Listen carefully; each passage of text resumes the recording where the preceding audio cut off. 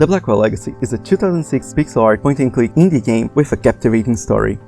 Is it worth your time? Let's find out. The game was developed by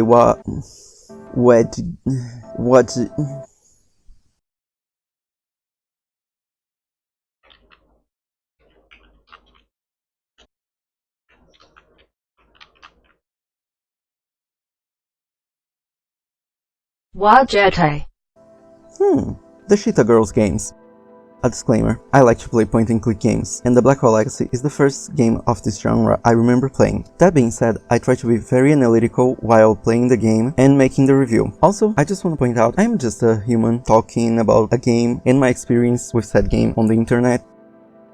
As an example, the game is pixel art, which I like very much. But you can clearly see that the characters were the main artistic focus. They kind of clash a bit with some of the simpler backgrounds for me, seeming a bit out of place sometimes, but they were well designed, both the characters and the backgrounds, and I liked them both very much. A nice touch was that the mouth of the characters' portraits would move while they were talking, and their expressions would change depending on what they were feeling, which goes along well with the voice acting.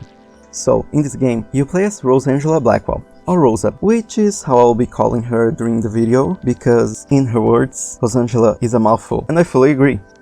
You start the game with some exposition as you watch Rosa talking to herself, and then you're put to play. Like I said before, this is a point-and-click game, and has puzzles for you to solve mainly using your notepad, but sometimes items. In your notes, you can combine the words to form new clues and unlock new options of dialogue and actions.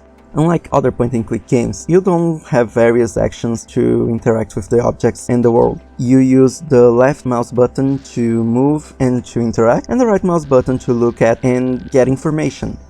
The gameplay is standard?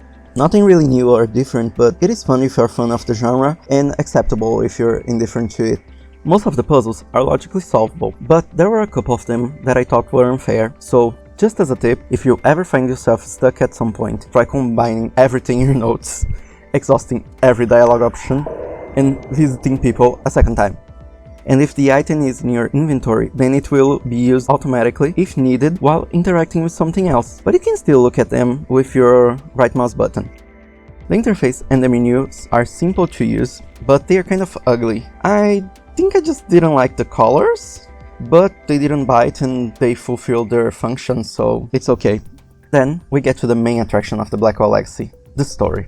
You see, this game is Rosa's origin story as a medium, and I love it, except for the lore dump we get in the beginning of the game in text. I mean, don't get me wrong, it is still interesting, but making read a lot at the beginning of the game is not a good design choice. However, in this adventure, you get to discover alongside with Rosa her family history and a stranger named Joey. And it's just interesting, it gets a hold of you, and you just want to know more. And suddenly it's 3 AM and you should be sleeping and tomorrow you don't know how you're going to work, but now you know the story!